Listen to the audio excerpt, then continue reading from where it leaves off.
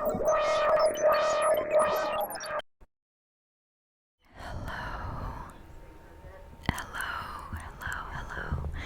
Welcome back to my channel. Please excuse the background noise. I have Virgin River playing in the background. Because today, instead of, we're gonna be doing something different. I'm going to be reading you guys some scary stories. Well, only one scary story for today, but these are Reddit scary stories. At least I think so. I don't know if they originated from Reddit, but I first read them in Tumblr. Sixpence. I don't know if any of you guys know that page. Love them. Fucking amazing. But yeah, okay. So, how are you guys doing? I'm sorry, I was about to get started on it. Y'all are doing well. Y'all are doing good. I hope you are doing amazing. And I don't know if you can see, I'm hella sweating. It's fucking hot. It's been hot lately. I'm sweating. That's why I got my hair up. Like, look at my edges. So, I have my tablet. It's gonna be on my lap, so I'm gonna be looking down. I hope that doesn't ruin it for you guys or anything. Okay. So, the title of the story is called My Daughter Died on Her 6th Birthday. Let me know if any of you have heard about this story. It's a quite old story, but I personally haven't read about it. The first time I heard it or read it was, I'd say, like, oh my goodness, like 4 years ago, and it stuck to me. I always remembered it, and then I was thinking about new video ideas, like what I should film next, and I thought, ooh, like scary stories, but scary stories that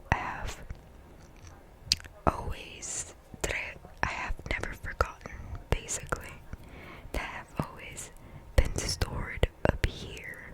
I don't know why, but I guess they're just that good that they don't want to leave me. I can't remember how long this story is. I don't think it's that long. Let's start. Okay. I cannot describe to you how I feel right now. What I'm experiencing is so detached from the normal. I'm almost convinced I've finally gone insane. Almost. My wife, Bea, died during childbirth. She was gorgeous, funny, intelligent, stubborn. A woman whose laugh was so loud eating in restaurants was a challenge, and whose stare was so intense it made my hand shake. I lost her as she gave birth to our daughter, Sam. Of course, I could have resented Sam for taking away what was once mine in a way nothing else can be, for taking what was so truly and utterly pure, but I didn't. I knew Bea wouldn't have wanted any resentment. She wouldn't have wanted our only child to have a life ruined by hate.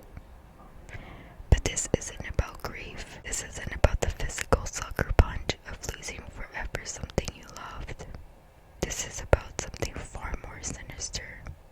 My daughter was lively, always running and screaming, leaping up and down the climbing frame, causing havoc in her nursery classes. So for her 6th birthday, a trip with friends to the movies had left her so pent up with energy, I could barely keep up with her as she dipped and dodged between people on the pavement. She'd occasionally turn back through the sea of people and shout, "Daddy, come on," in a tone that was almost petulant. I couldn't help but love her. I She was too busy looking at me when she dashed out into the road. The bus didn't have time to stop. A sickening crunch, and the world fell silent. I cradled her broken form in my arms, too numb to weep, too hurt to move. All I could feel was the warm blood gently seep into my clothes. In the state of shock I was in, I could just think about how I was going to wash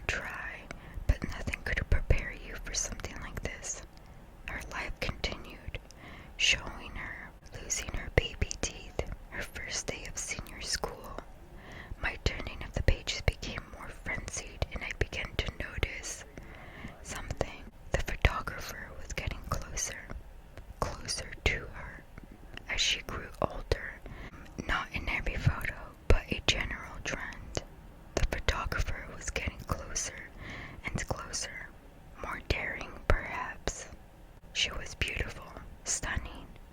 As a teenager, she looked just like her mother, all curls and smiles. I grew older too, but the photos began to include me less and less. Her 16th birthday was strange. A group of her friends sitting outside drinking from little plastic cups at a picnic.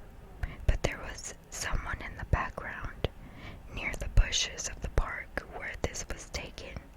A dark figure stood. You wouldn't have noticed him, if not for the small shadow he cast on the grass. I leaned back for a moment and exhaled. This was too weird. I'd been so caught up in watching my little girl grow up, I hadn't thought about how this would end. Moments like this are so utterly surreal that sometimes you remove yourself from them. I almost felt like I was watching myself read this. Like this was a dream or a program on the television. I continued. The dark figure became more and more present in each photograph. I could almost make out features. His presence was towering, and as I turned the page, I expected to see him disappear, but instead, as the photographs grew closer to her 18th, each birthday was marked by a caption underneath the Polaroid saying, "Another year." She was no longer somewhere I recognized. Instead, the photos were of her in a dimly lit house, her face contorted by fear, striking all sorts of weird poses. Sometimes she would be dressed like an ancient queen, or she would be dressed like a maid scrubbing the floors. The figure was there even closer now. His legs or his arms would appear in each and every one. No matter how she was dressed, in every photo, her face had this desperately pained expression. It killed me. There were bruises on her face. She looked thin, ill even. I couldn't do it. This was sick. Properly sick. My girl. I soldiered on.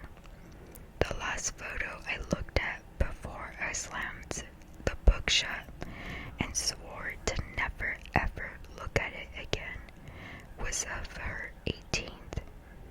The caption underneath read, "At last!" exclamation point, in sloppy writing. She was looking straight at the camera, crying. She was on her knees, dressed in a black evening dress, with an apple in her mouth, and her hands bound behind her back. Her makeup was ruined by her tears. It was as if she was pleading me, begging me to help her, but I couldn't. I closed the book and left the room, my whole body convulsing with sobs. I couldn't call the police. Of course, she was dead. The thing that keeps me up at night isn't the content of what I saw. It's that there were so many pages left. The end. What'd you guys think of that story? Was it creepy? Did you guys enjoy it? Let me know. Leave in the comments down below if you enjoyed it or not.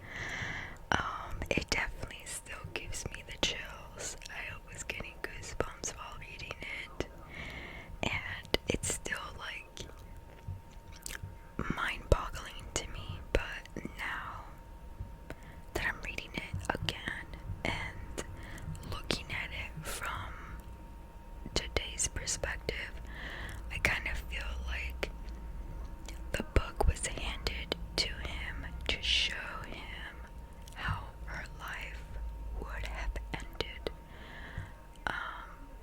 And I feel like it's kind of telling him that it was a good thing that she died at 6 years old. Even though it was a tragic death, it was an accidental one. I feel like if she didn't than shoes.